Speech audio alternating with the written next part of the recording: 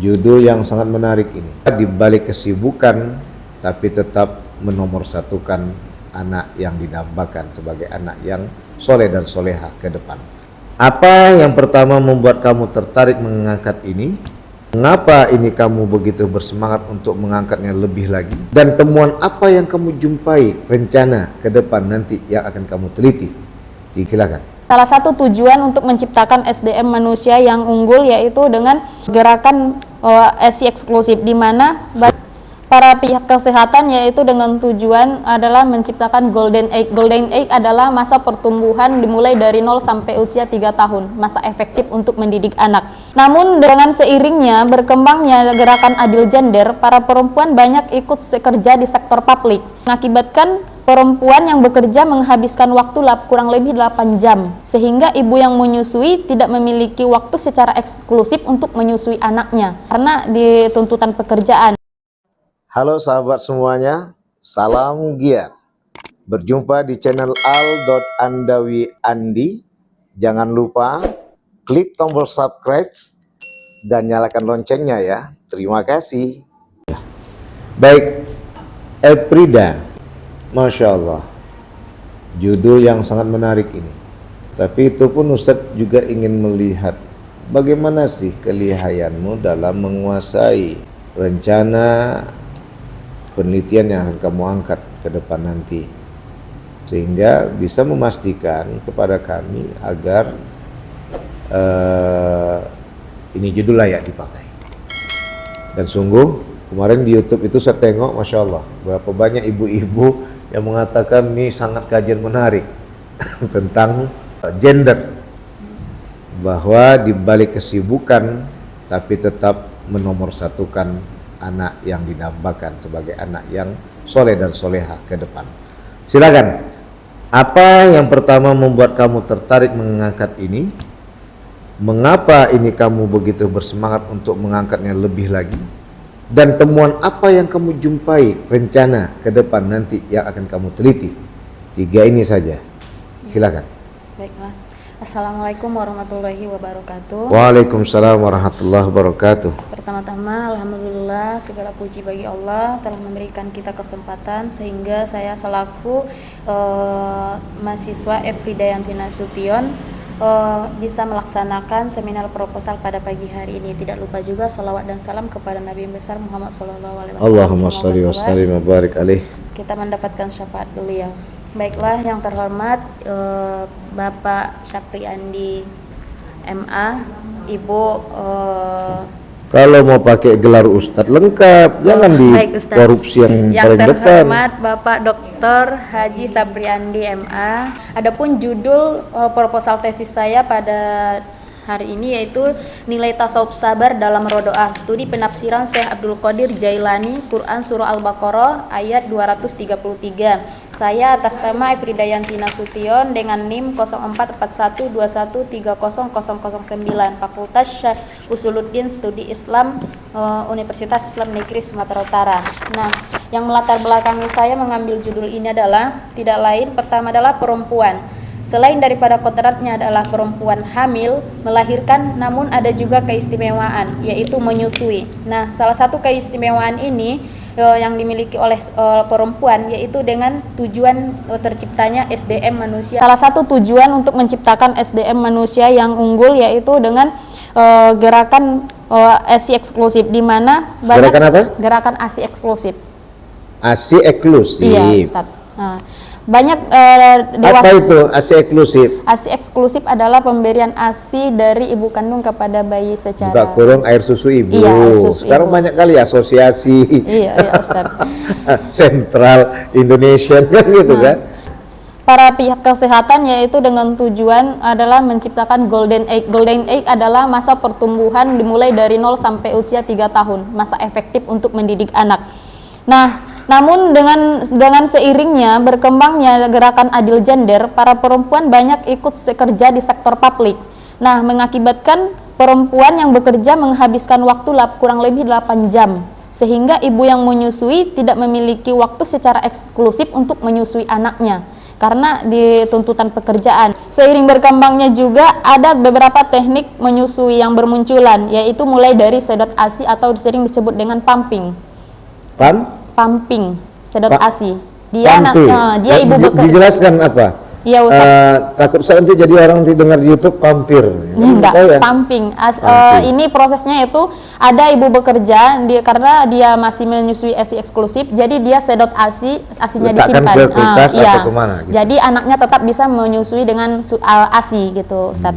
Kemudian dari hal Nggak perlu itu manual lagi ya? Iya. Ya. Dari hal itu juga ada muncul dengan istilah bank ASI. Nah, bank ASI ini adalah sama halnya dengan pumping, dia disedot ASI, ada di tempat penyimpanannya, itu dilakukan oleh ibu-ibu yang ingin menyalurkan ASInya, dan yang meminta ASI ini adalah ibu-ibu yang tidak memberikan ASI kepada bayinya atau Itu nggak misalkan basi ASI-nya itu? ada bank ASInya, Ustadz, semacam Kalau yang pumping penyimpanannya. tadi? Kalau pumping sama seperti itu, Ustadz. Tapi ada banknya ya? Kalau bank ASI ini, Ustadz, dia Bank kok banknya? Iya, bank ASI ini dia memberikan ASI tidak hanya kepada anaknya, tapi misalkan ada ibu di luar sana dia tidak bisa menyusui anaknya, tapi bisa mengambil ASI dari bank ASI. Bentar dulu. Ya, Ustadz. ASI siapa itu? ASI orang lain. Satu hal yang harus dijelaskan Iya, di situ, Iya, Ustadz. bahwa ketika air susu orang lain masuk ke bayi yang lain, Iya, Ustadz. itu akan dijelaskan, dan dia bila bayi laki-laki, dia tidak lagi batal wudhu kalau bahasa NU, Iya, Ustaz. ya, atau tidak boleh menikahi bahasa NU dan Muhammadiyah. Iya, Ustaz. Kenapa? Iya, Termasuklah anak-anak dari ibu tuh semua. Iya, Ustadz. Jangan sampai nanti terjadi kayak film India, Iya, Ustadz. jatuh cinta pula dengan saudara sesusu. Iya, Itu harus kamu masukkan. Iya, nanti, Ustadz. Ini catatan dari Ustadz ya. Iya, Ustadz. Nah, itu harus dijelaskan karena ini nanti bahaya. Iya, Silakan Ustaz. lanjut. Kemudian sebentar, Ustadz. Kemudian sebagian dari golongan keluarga kaya ataupun istri-istri dari keluarga kaya enggan menyusui anaknya dikarenakan untuk menjaga kecantikan tubuh dan kebugaran tubuh. Nah, hal ini sebenarnya bertentangan dengan tujuan ayat Al-Quran yang bisa dipahami dari penggalan ayat yang mengatakan bagi yang ingin menyempurnakan penyusuan merupakan anjuran menyusui yang sangat ditekankan. Kemudian menyusui adalah fitrah wanita. Namun banyak ibu-ibu yang enggan menghasilkan ASInya untuk anaknya dikarenakan alasan sektor pekerjaan. Kemudian ada alasan untuk menghilangkan kebugaran ataupun kecantikan. Badannya biar tetap normal Iya. lah seperti anak gadis gitu ya. Iya, Ustadz.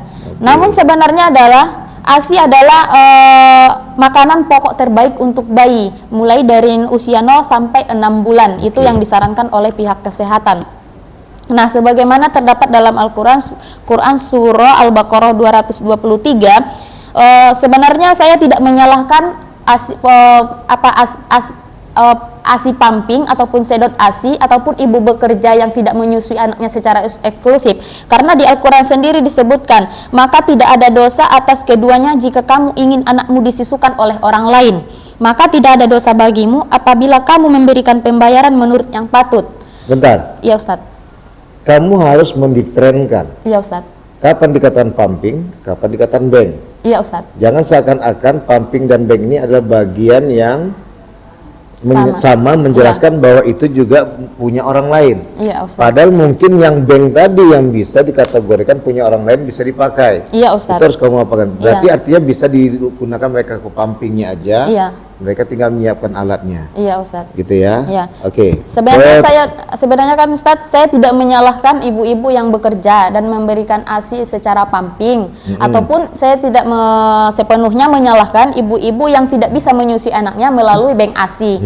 Nah, karena di ayat juga mendukung bahwa ibu-ibu yang tidak bisa menyusukan anaknya bisa membayar ataupun mengganti ataupun disusukan oleh orang lain, ibu susu. Nah, yang menjadi menarik menurut saya di sini adalah sebenarnya judul ini sudah banyak diteliti masalah penyusuan. Hanya saja saya ingin mengembangkannya. Nah, di sini yang mau saya ambil adalah nilai daripada menyusui itu. Makna yang terkandung dalam penyusuan itu adalah mengandung nilai tasawuf sabar. Berarti dalam pandangan saya ingin menarik yaitu bahwa setiap ibu yang menyusui secara eksklusif telah memberikan kesabaran penuh, dan yang kesabaran itu telah masuk kepada makom tasawuf. Jadi berarti setiap ibu yang menyusui anaknya dengan sabar dan penuh kasih sayang, merangkul dan memeluknya, dia telah melalui proses nilai sabar dalam makom tasawuf. Seperti itu, Ustadz. Jadi saya ingin mengambil nilainya, Ustadz, bukan Bagaimana kamu mengkorelasikan iya, dengan kondisi pumping dan Beng ASI kepada jalur nilai sabar tadi?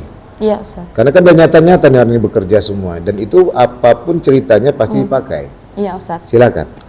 Nah, tentu mengandung nilai yang sabar juga, Ustadz. Karena di sisi lain dia bekerja untuk masa depan anaknya, tapi di sisi lain dia tidak meninggalkan pemberian ASI-nya kepada anaknya, Ustadz. Mungkin salah satu cara untuk meringankan pekerjaan dia adalah dengan pumping ataupun sedot ASI, Ustadz. Baik, ketika melakukan dengan menggunakan metode pumping, bagaimana hal yang disorot sebagai memiliki nilai sabar pada kajian itu? Tentu berbeda hasilnya dengan nilai sabar seorang ibu yang ASI eksklusif, Ustadz. Karena dia langsung memberikan ASI kepadanya. Nah, tentu dia punya waktu, menghabiskan waktu untuk menyusui anak. Berarti ada 2 plus 1 ini. Iya, Ustadz. 1 adalah ASI eksklusif, Iya, Ustadz. sah-sah saja dilakukan meskipun dia dalam keadaan bekerja. Iya, Ustadz. Kalau tak salah dulu Bu Aja Mardia pernah menjelaskan ada ruang tersendiri. Iya, Ustadz, ada. Yang dua lagi adalah pumping dan Beng ASI. Iya, Ustadz. Inilah yang nanti dirangkumkan kepada sabar, Iya, Ustadz. tapi tidak juga menafikan yang satu eksklusif tadi ada Iya. juga punya muatan sabar. Iya, Ustadz. Coba jelaskan sama Ustadz, bagaimana menjabarkan muatan sabar, rencana temuanmu akan kamu korelasikan dengan Syekh Abdul Qadir Jailani di ASI eksklusif. Silakan. Ya, Ustadz. Seorang ibu yang memberikan ASI eksklusif tentu berbeda nilainya dengan ibu yang memberikan ASI formula ataupun ASI pumping ataupun Beng ASI.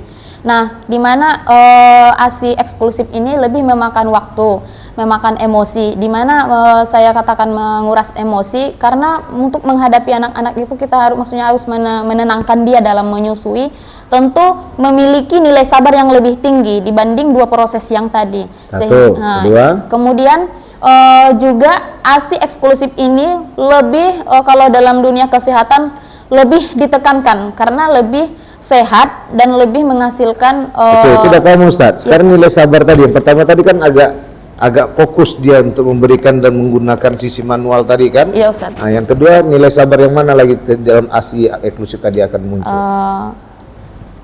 Mampu menguras emosinya, Ustadz. Maksudnya itu yang pertama. Ya, Ustadz. Yang kedua? Kemudian, mampu meluangkan waktunya untuk anaknya, Ustadz. Yang ketiga? Yang ketiga adalah terjalinnya hubungan kasih sayang dengan anaknya. Membangun Iya, membangun hubungan kasih sayang dengan meskipun anaknya. banyak hambatan. Iya, Ustadz. Contoh hambatan itu apa? Misalkan pekerjaannya, Ustadz. Itu dia Eprida yang Ustadz tunggu. Iya, Ustadz. Di samping pekerjaan, di samping itu mungkin ada yang ngomong apa sih Eprida itu? Orang kerja dia sibuk nyusui.